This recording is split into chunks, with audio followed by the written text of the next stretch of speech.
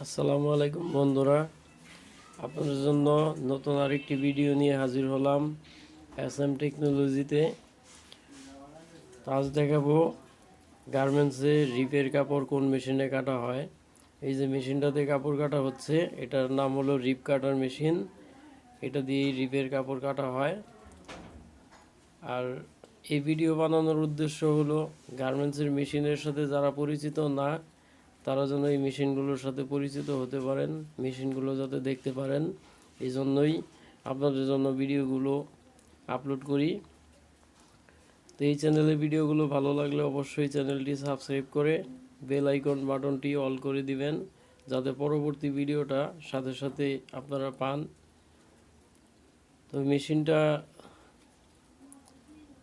দেখেন কিভাবে কাপড়টা কাটছে। তো সবাইকে ধন্যবাদ। আসসালামু আলাইকুম।